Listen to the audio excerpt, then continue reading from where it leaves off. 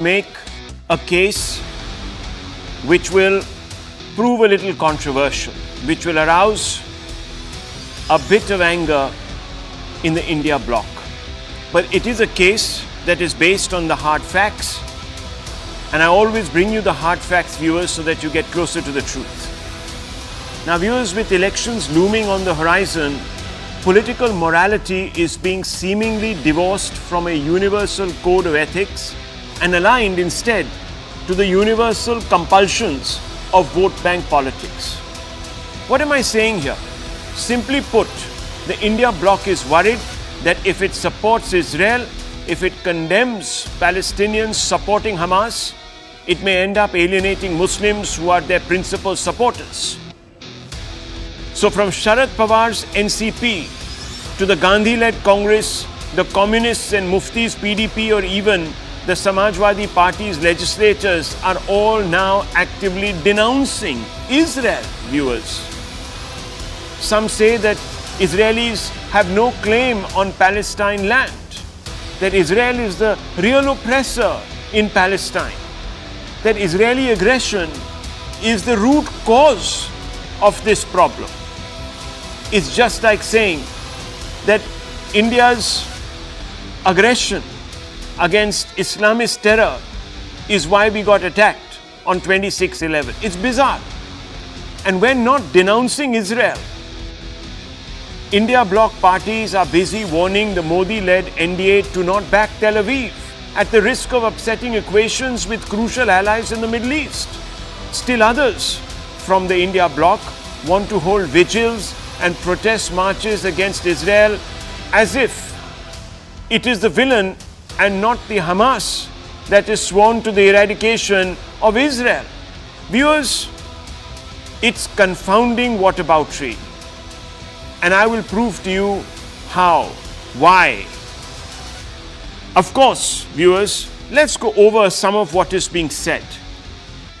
Sharad Pawar says Israel is encroaching on Palestinian land.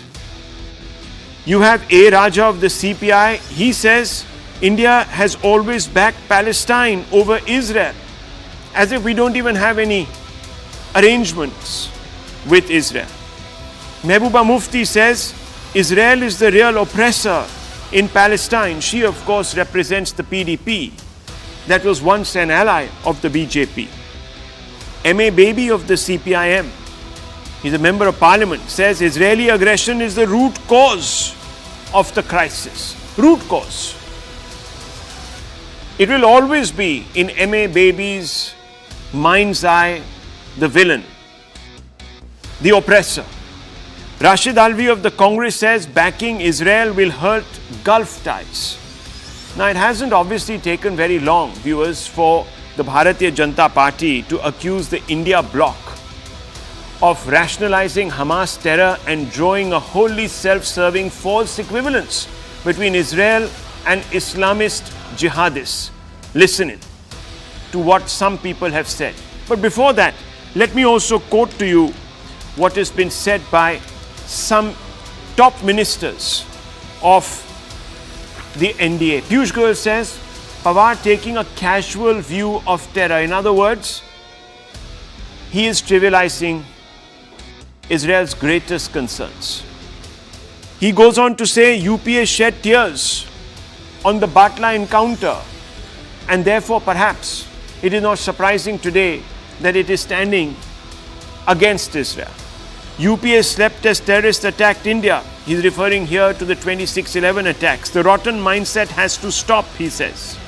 Nitin Gadkari, viewers, on the other hand, has tweeted and says India against all forms of terror.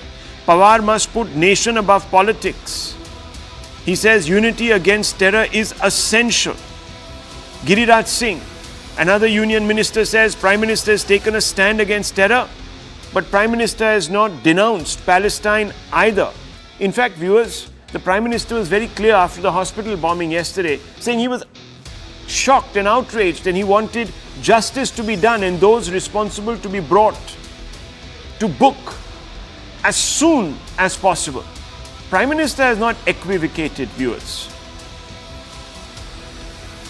And viewers, of course, the Prime Minister has also condemned Hamas terror. And you would expect him to. After all, India suffers from Islamist terror. We have been bled by a 1,000-cut policy that is enunciated very proudly by Pakistan. But listen in. The Prime Minister of India, as an individual, takes a different road. And country's foreign ministry takes a different role. He supports Israel openly, and the foreign ministry of our country comes out in open, says that we are going to support Palestine. It never happened in the history of the world that the same government, two people taking two different roads.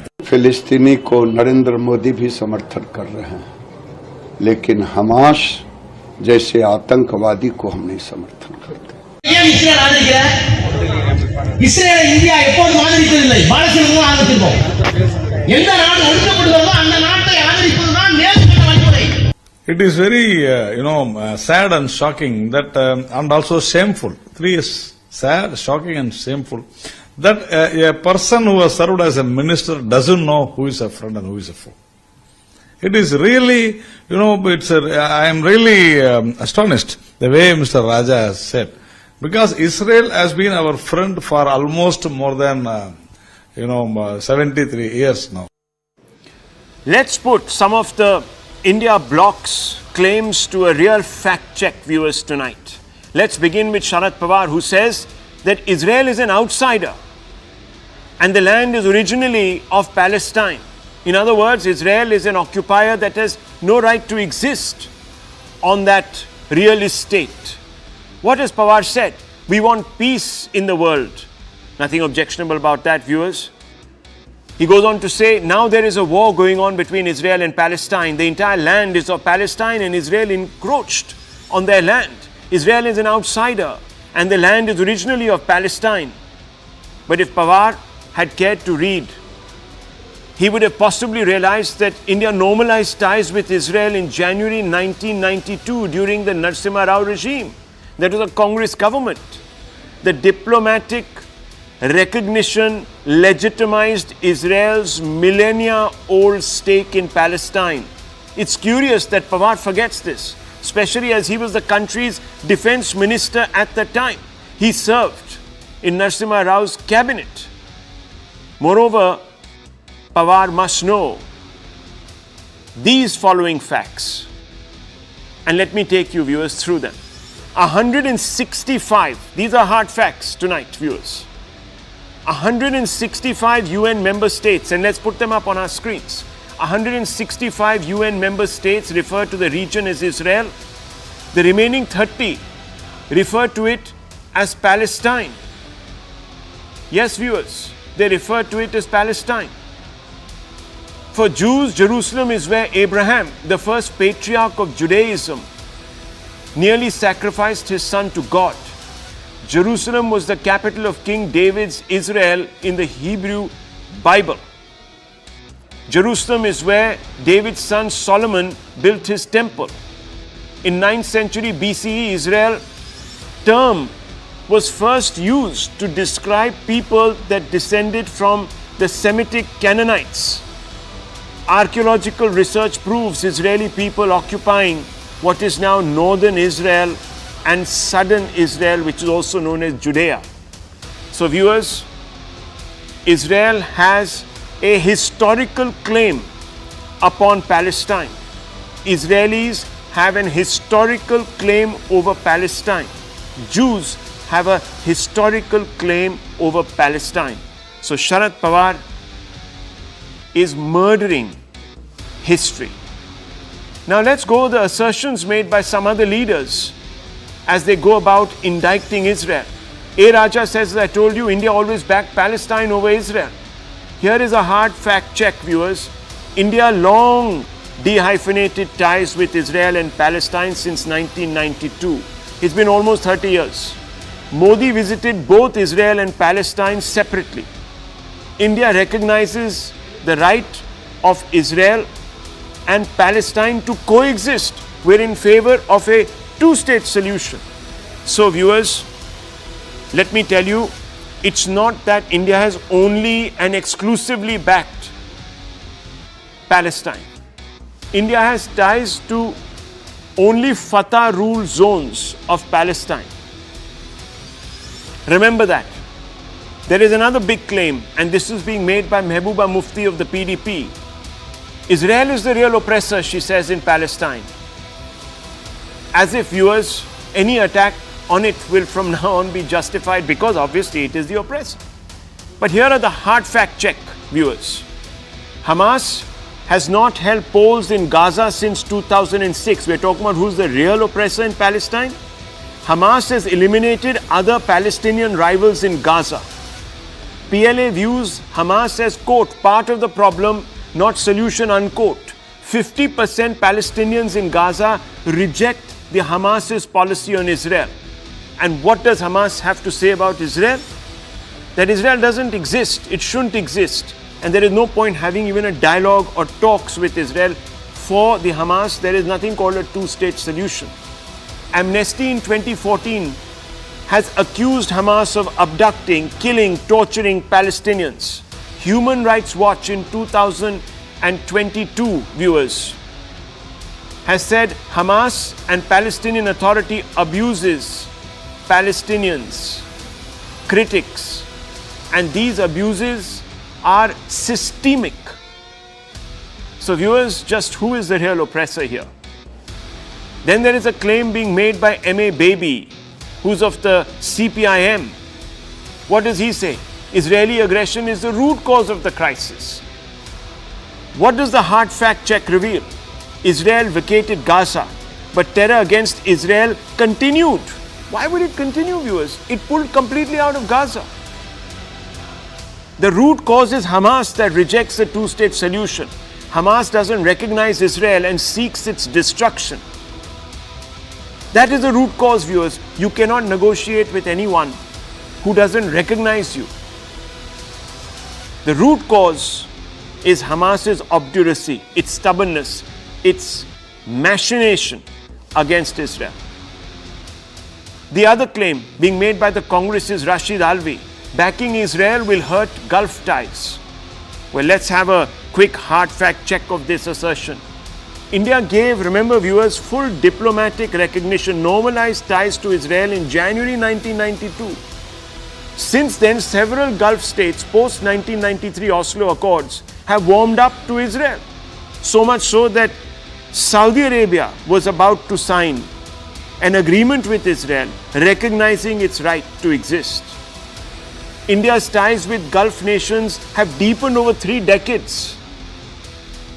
PM's growing outreach to Arab nations is a main pillar of his foreign policy, and it is well recognized. We've even tied up, viewers, with the Middle East to expand a corridor all the way into Europe. And this happened in the sidelines of the G20. The facts are speaking for themselves. They expose the opposition bloc's claims as lacking substance. They possibly establish that worst, a deep-seated Israelophobia, or at best, a deep disregard for the politically inconvenient truth. Now let's get to the big debate. As the India alliance trash talks Israel, is the opposition bloc guilty of Israelophobia? Fundamental question tonight. And that question, viewers, we are going to debate on the hard facts with a number of guests and viewers, of course. It has been brought to us by Motorola. That big question that we are throwing up for debate. Hello, Moto. That's the big debate topic tonight, viewers. Let's open this up. I want to begin my first question tonight with the NCP's Faizan Mirza. Sir, you belong to the Sharad Pawar faction. Thank you for being on this show.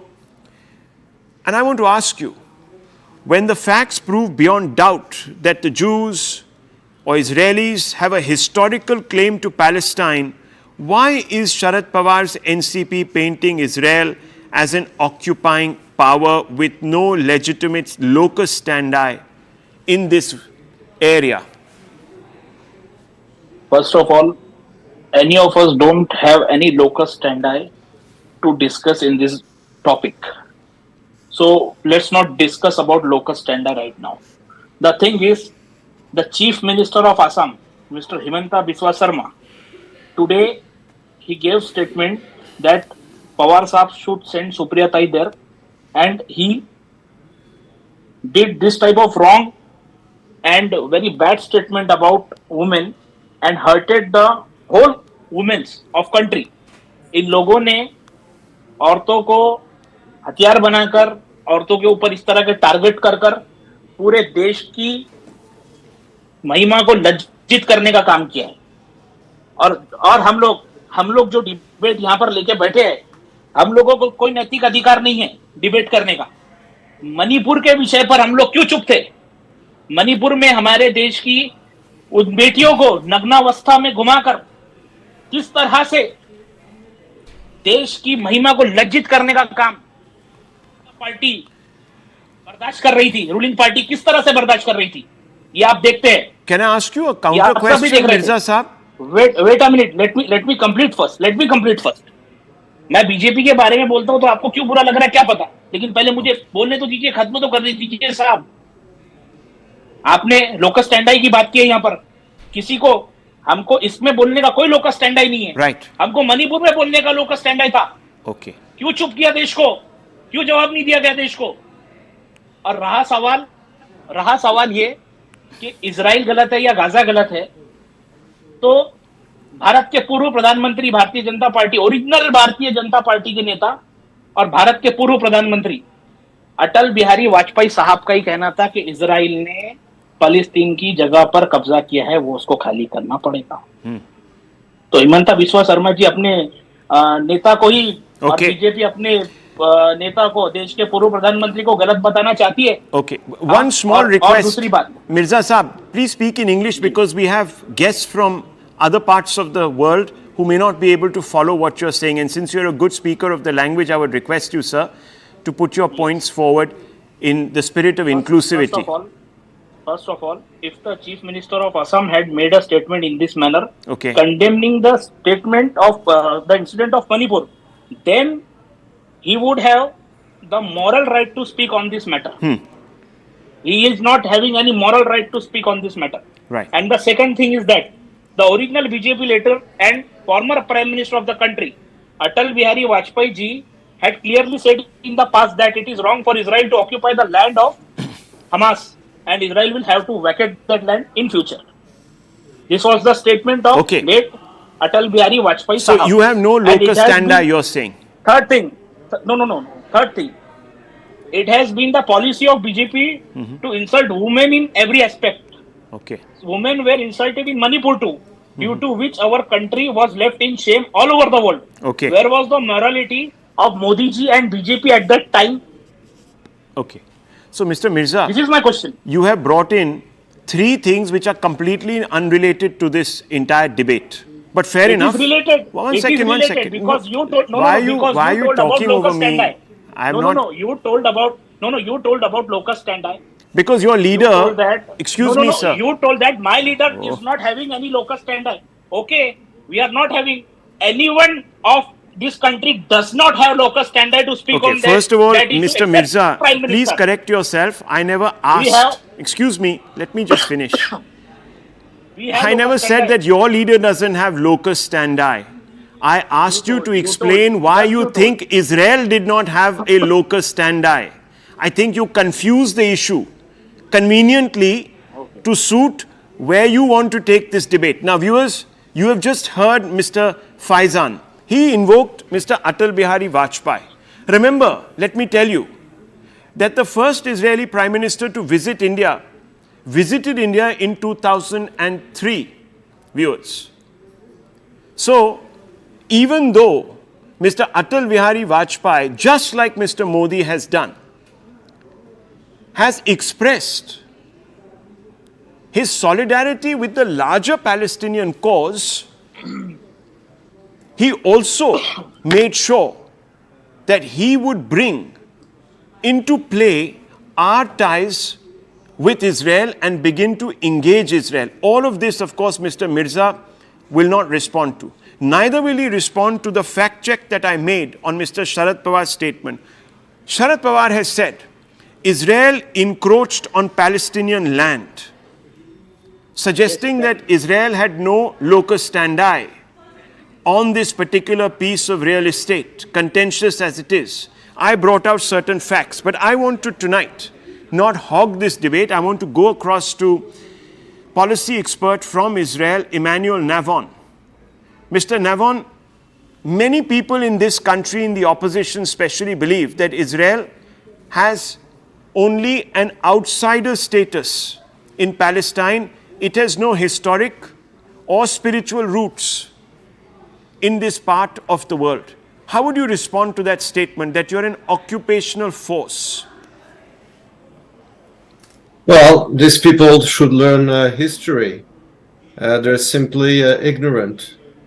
The Jewish people is 3,000-year-old, and it had a kingdom for about 1,000 years until it was destroyed by the Roman armies in the first century of the Common Era. The Jews have had a documented history in this land, except that unlike other people in antiquity, when they were defeated by the Roman armies, by the way, at the time, some of them already back then, 2,000 years ago, were refugees in India. That's why you have a long history of Jews in India, because they were refugees from the wars against the Roman Empire. But the Jews had a kingdom for over 1,000 years before the Roman armies defeated us. But unlike other nations that were defeated by the Romans, we survived exile. We're the only people in history who've survived exile for nearly 2,000 years, because we never lost hope in returning to our land. And in the meantime, the Jews' contribution to human history is unprecedented. And our land, when we were in exile, were destroyed by different empires. It was conquered and colonized by the Arabs who came from Arabia, who conquered our land, including later on the Ottoman Empire. And when we finally rebuilt our sovereignty, started to immigrate at the end of the 19th century, we basically rebuilt our nation from the Arab colonizers. And in spite of that, we agreed to many compromises on sharing the land, which were all rejected by the Arabs, starting from the first proposal in 1937 from the Peel Commission, then the UN partition plan in 1947. By the way, as you know, your own country was also partitioned the same year, yes, between India and Pakistan in 1947. But the Arabs have rejected all compromise. So even though the Jews are actually the ones whose, Judea comes from the word Jew, right? And this land has been Jewish for 3,000 years. In spite of that, we're always ready for peace and for a compromise.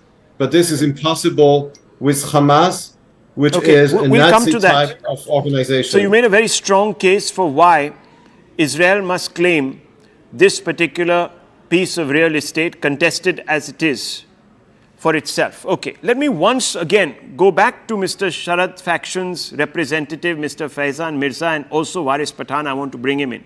I'll give you one more chance, sir. You are from the NCP. Let me ask you one more chance to address this question head on. You say, and your leader says, Israel encroached on Palestinian land, and we have always maintained this stand. Then can I ask you, sir, why did he as defense minister rubber stamp a decision of the Narasimha Rao government in 1992, sir, to recognize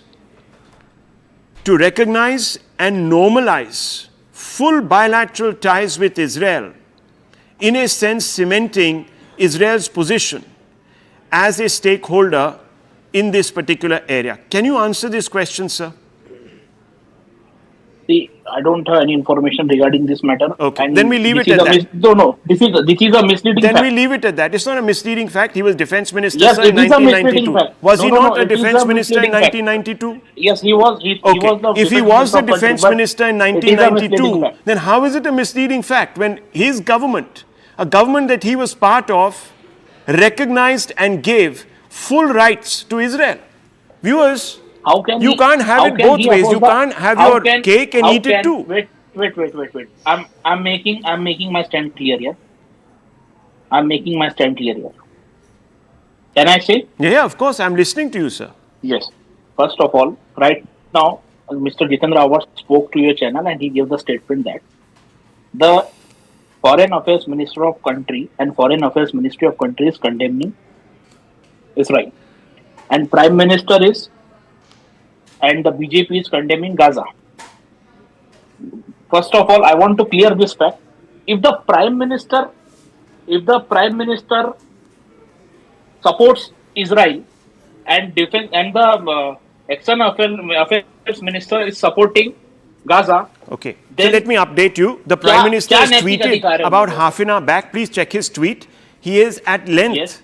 He has at length stood in support of the Palestinian cause. Please check the tweet. You are coming with all sorts of information.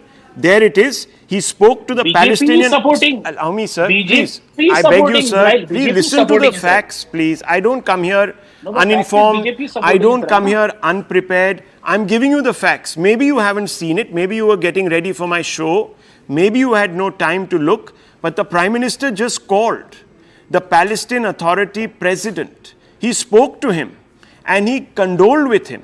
And he also said that India continues to stand with Palestine in its hour of grief, that India will send humanitarian aid. You will only send humanitarian aid to a government you recognize, Mr. Faizan. And he also shared his concerns over terror in the region, which cuts both ways, according to him. So he's done it all. And he also reiterated his stand, India's stand on Israel and Palestine. I hope you make yourself acquainted with this updated information. Once you do, you will realize that Sharad Pawar was playing crude politics by making the statement that he did. Anyhow, I don't want to waste my time. You're clearly not prepared. Let me open this up. Let me bring in Mr. Pathan also. Mr. Waris Pathan, I want to ask you, your leader wants to declare a day of mourning and lead a vigil in solidarity with Gazans. In the next few days, he's going to hit the streets. A day of mourning. But firstly, the proof suggests that Hamas rockets hit the hospital. Number one. Second, why didn't you take out a similar peace march to mourn the death of innocent Israelis on October 7th, sir? Can you explain, are Israeli lives, do they not matter?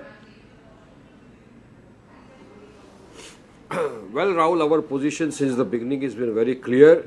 We say Israel is the oppressor and Palestinians are the oppressed, and humanity demands that we must always stand with the oppressed people, and that is the Palestinians who are being killed mercilessly, massacred every day by the Israeli authorities. It's not just in 7, it's in the 70 years last we have been seeing that every day.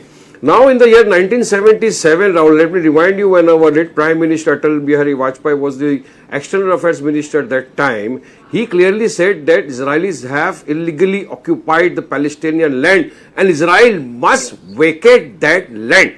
He was the founder member of the Bharatiya Janata Party, and I quote him. Again, then Nelson Mandela also supported the Palestinian cause. Then Barack Obama, the ex-president of United States, also supported the Palestinian cause. Our own country's external ministry, when he held the press conference just few days back, clearly stated that India stands with the independence of Palestine. And our Prime Minister Narendra Modi just now, as just an hour back, he spoke to the Palestinian Authority, and he said that India stands, and he also showed his sympathy with the Al-Ahli hospital which was bombed, and Israel lied that time also. Israel is an habitual liar, Rahul. Let me tell you, Israel had bombed this Al-Ahli hospital. Israel is a war criminal. Netanyahu is a war criminal. Israel is a terrorist. They have bombed, killed, massacred doctors, patients and children who were taking refuge there, who were admitted in the hospital. Israel had given them 2 days prior notice. The Gaza hospital, the authorities, the management is clearly given a press statement, and we can see what has happened there. Israel's main digital spokesperson, he tweeted, who is the main right-hand man of Netanyahu, he said that Israel has bombed the hospital. Subsequently, after a few minutes, he deleted the tweet. Then Israel showed a video saying that this was done by the Palestinian, the Hamas. Then they deleted that video. And Israel, I said, why do I call them habitual offender, Rahul? Because you and me, everybody knows, a few years back, Al Jazeera reporter Shireen Abu Akleh, She was reporting from the West Bank and she was killed. She was shot dead. Okay. And Israel came forward before the world and said, no, Palestinians killed her. Subsequently, after a few months of investigation, it was revealed and Israel said that yes, she was shot dead by the Israeli police force. Why do you forget Kana massacre in 1996 which happened? Kana massacre that time also in South Lebanon, Israel said everybody just get together there. It was a United Nations compound. All the civilians, they gathered there, mostly the women and children, and Israeli bombed that place and hundreds of the people, civilians were killed, and amongst them were women and children. So Israel is bombing the women and children in this war round. So basically, because in your words, Israel is the oppressor, it deserves to be attacked, Yes. and its citizens deserve to be killed. Okay, that's a very strange logic. Now let me tell you, viewers, if you go by this logic, now let me extrapolate on this. Pakistan says India is the oppressor in Kashmir. By that logic, if the 26/11 attacks happened in the state of Maharashtra, where the AIMIM leader lives in Mumbai, as it did, viewers, we should not be complaining because we deserved it, you see. Since Pakistan calls us the oppressor in Kashmir, we deserve to be attacked. We should be bombed. All Hindus should be killed. Allow me. All Indians should be killed. Allow me. All Muslims should be killed who Allow me a rebuttal vote for the BJP. This is the logic, viewers, number one. Number two, I only No, asked a logic I simple will explain question. to you, Rahul. 1 second, 10 sir. second rebuttal, One please. second, You 1 are second. taking- Let me you just are- finish. you are taking 1 second, 1 second. I am going to make another point, viewers, to you. Because it is very, very difficult to try and suggest that some lives matter more than others. This is what the AIMM leader is suggesting. He might be right about what he has said about Israel. I am not here to hold a brief for Israel. But has he forgotten? And he does believe the BBC. He was here some time back defending the BBC. The BBC has verified the footage that was released by the Israeli government to show that it was a Hamas rocket that demolished the hospital in Gaza. And the BBC, no less, has said that is true. It was a Hamas rocket that fell on this hospital in Gaza. And viewers, it's not just the BBC, it's also CNN, and it is a huge raft of international media organizations that Waris Pathan reads very closely because he believes in them. Also, an Al Jazeera reporter, viewers, has come out and said exactly this. Al Jazeera. Al Jazeera is no friend of Israel, viewers. But Al Jazeera is watched by Waris Pathan. All of these are facts. Please check. Go to the BBC website and check for yourselves, viewers. I'm not lying. I never do. My show is called The Hard Facts. I speak the hard facts. Now, there is a third point, viewers, which is very, very, very worrying. And what no one talks about. The Indian Express reported, sent a reporter who is still in Israel, Shubhajit. He went to a hospital, viewers, that was attacked in Ashkelon, in Israel. By whom? The Hamas. It was bombed, viewers. The pediatric ward of that hospital has a huge, massive crater in one of its walls. It can't be used. The entire hospital has had to move 2 floors down into an underground bunker. I didn't hear the NCP or the AIMIM leaders come out and say that was an act of wanton violence. No, they didn't, viewers. Never heard them. I would allow me 10-second rebuttal, Rahul. Yeah, please, of course, sir. Allow me 10-second rebuttal. I then Rahul. want to bring Let in me Max explain- Abrahams let me and explain Ajay to you, Rahul, what is terrorism?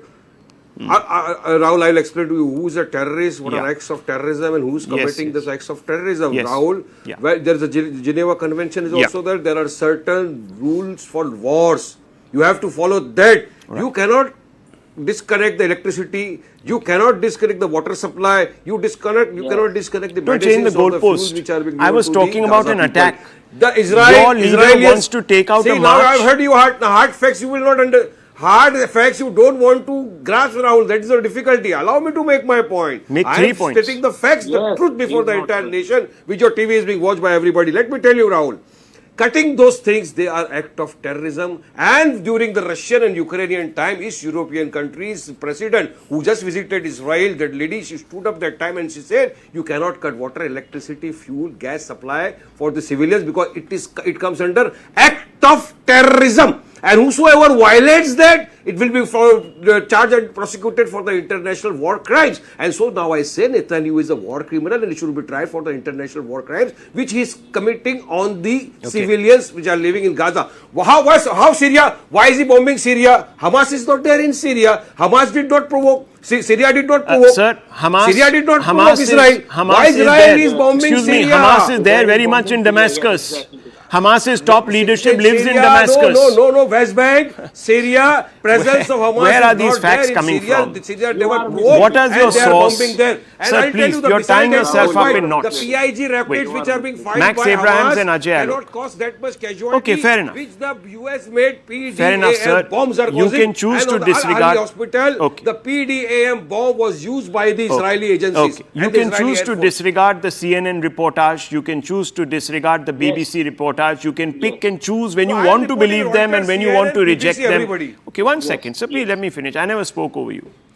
I just want to say, viewers, one thing. Have any of these two individuals condemned the Hamas? I didn't hear it. Have any of them condemned the Hamas?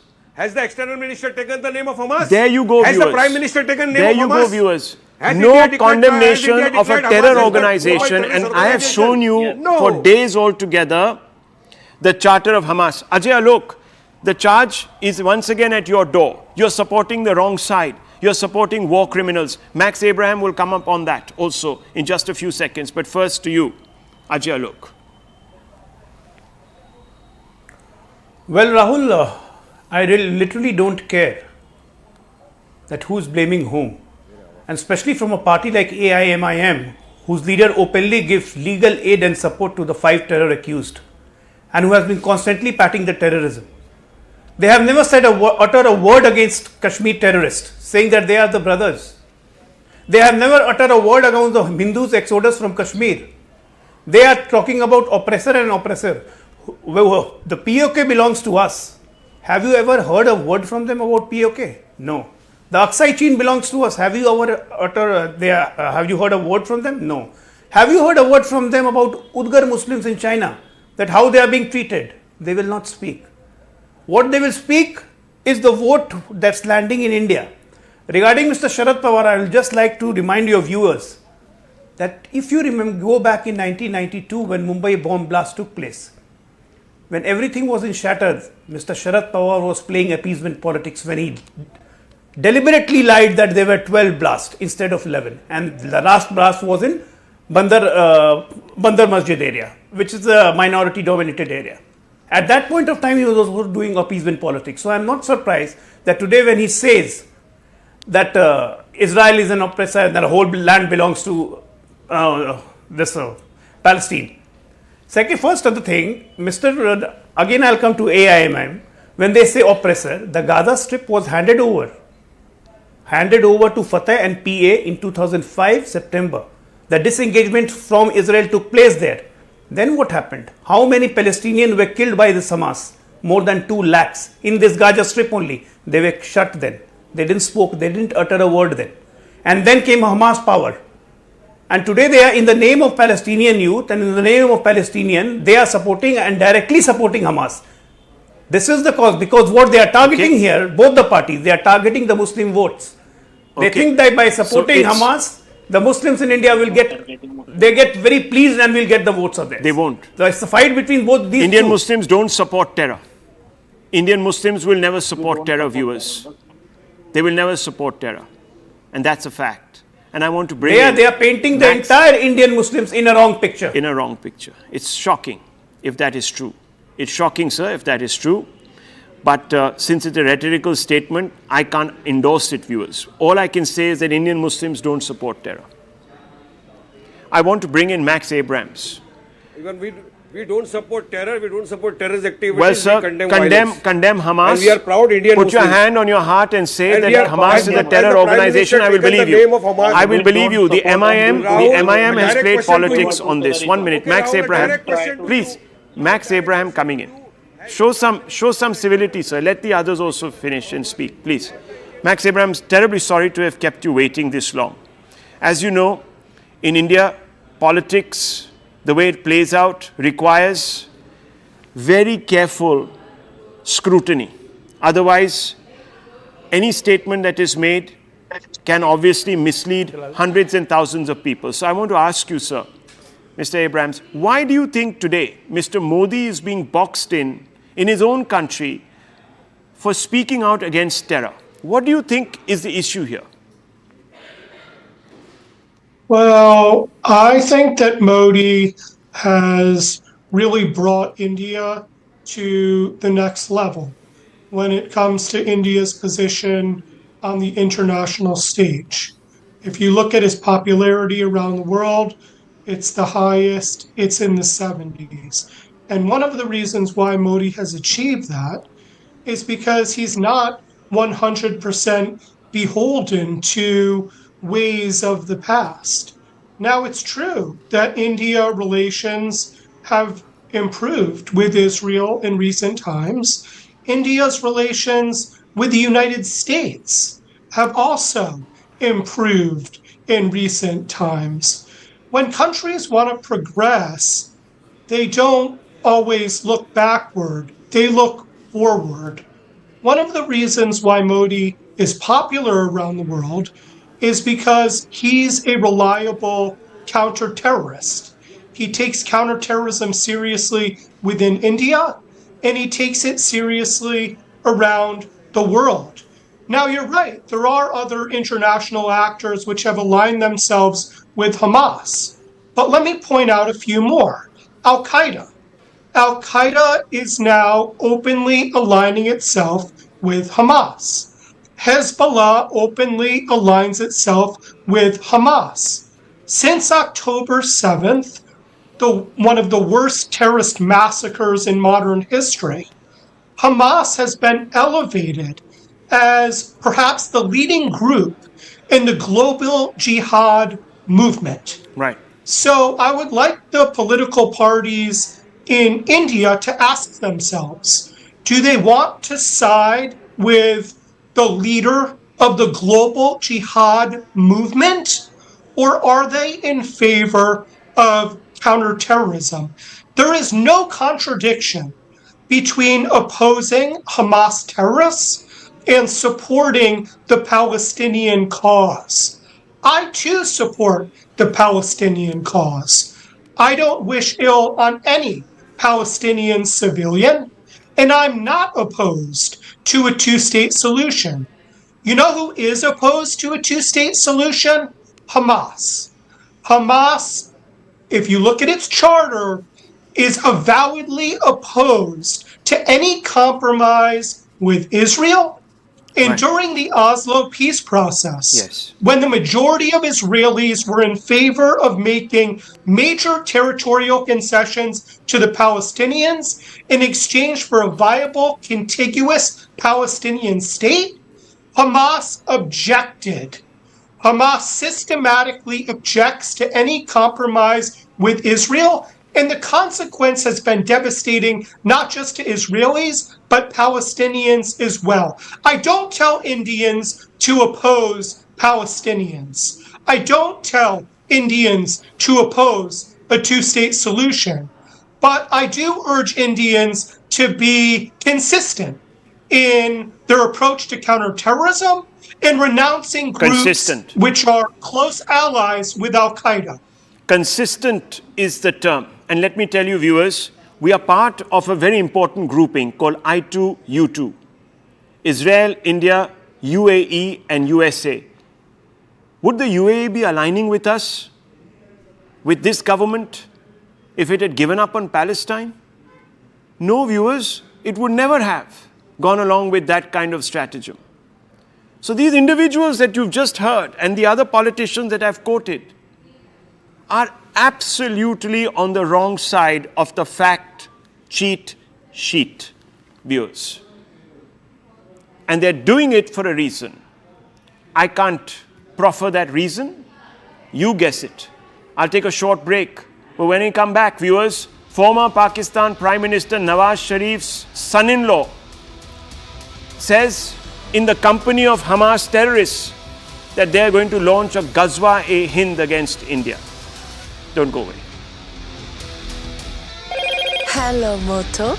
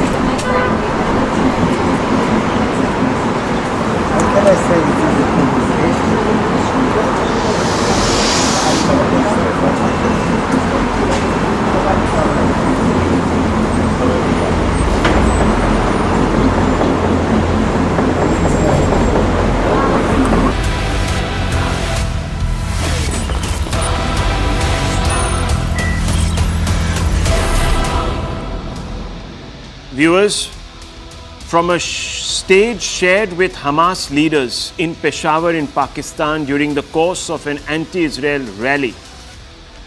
The son-in-law of Pakistan's former Prime Minister Nawaz Sharif called upon all his party's men, supporters, which is the PML Nawaz outfit, as you know, viewers, as well as ordinary Pakistani citizens to wage Gazwa-e-Hind against India. Listen in.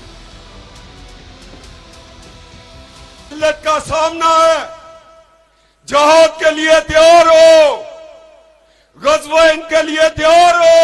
मुसलमानों, अगर जहाद के लिए तैयार ना रहे तो फिर जिल्लत का सामना है।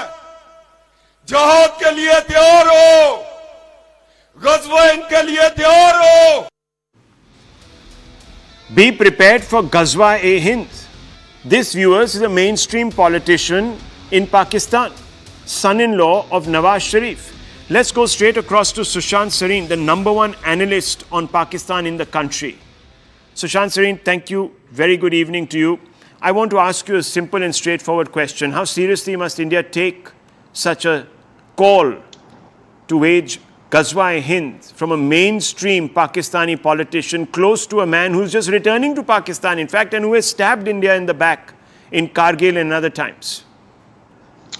Yeah, Sir Rahul, I think anybody who has any kind of starry-eyed notions about, a kind of a long and sustainable peace with Pakistan, I think these kind of comments should disabuse them of these notions. Look, the point is that this guy is a bit of a loose cannon, Captain Safdar, who is Maryam Nawaz Sharif's husband, who also might be a PM in the waiting in the future.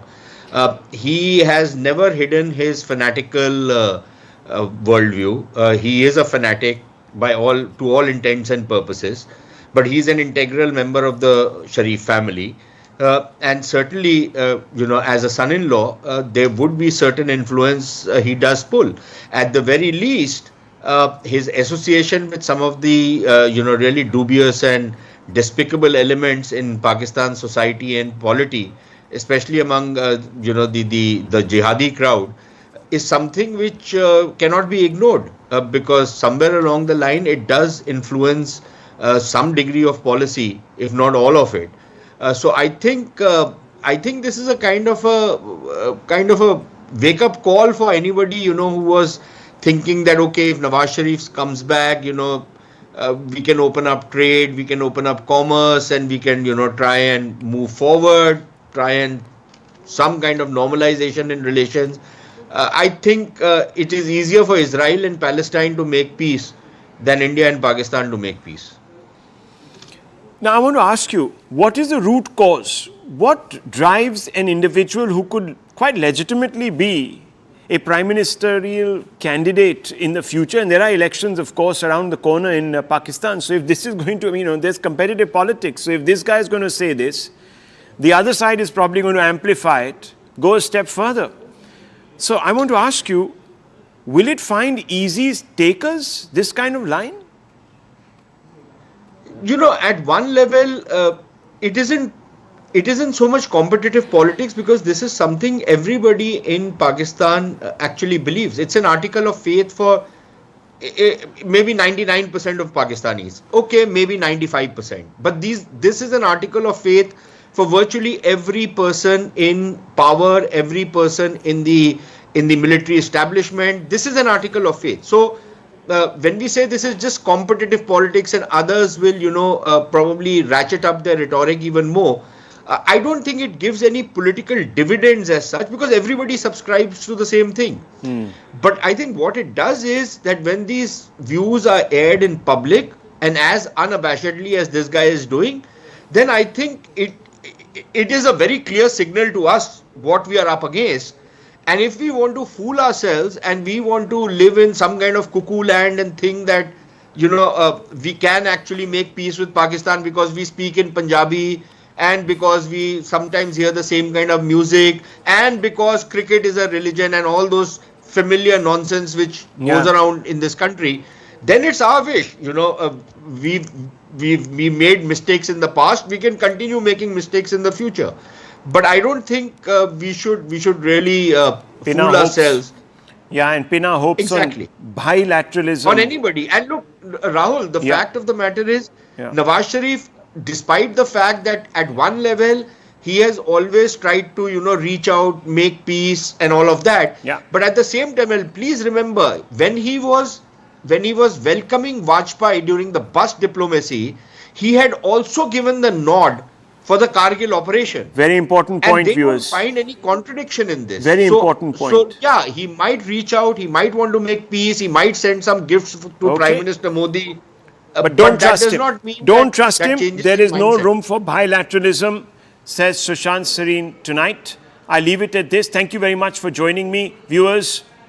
The Right Stand coming up with Anand Narasimhan. Don't go away.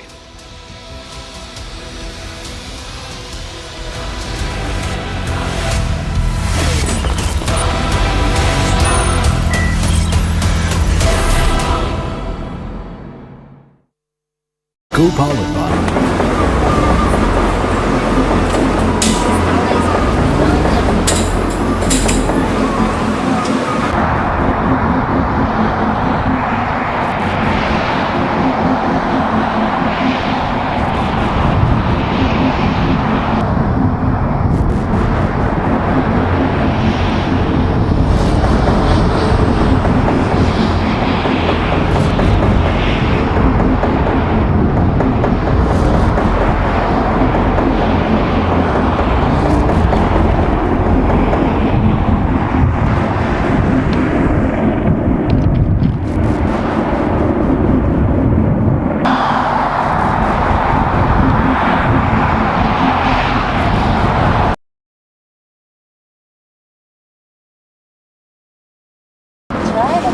Where are you from? I understand you. My accent sounds good because I'm Russian, but איך אומרים, התעוררתי רק עכשיו? Woke up, just now. He just woke up.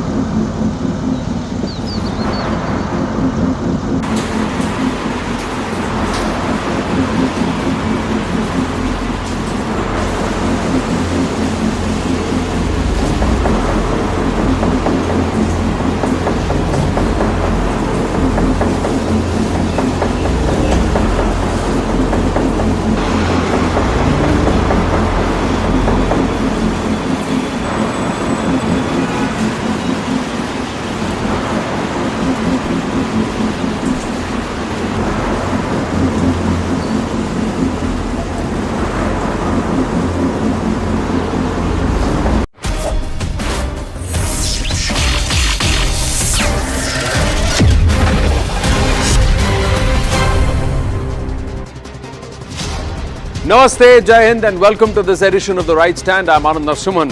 The centre has announced a Diwali bonanza for railway employees after the cabinet has approved a productivity-linked bonus equivalent to 78 days worth of wages to eligible non-gazetted employees within the Indian Railways. The decision would benefit track maintainers, loco pilots, station masters, supervisors and of course technicians amongst others.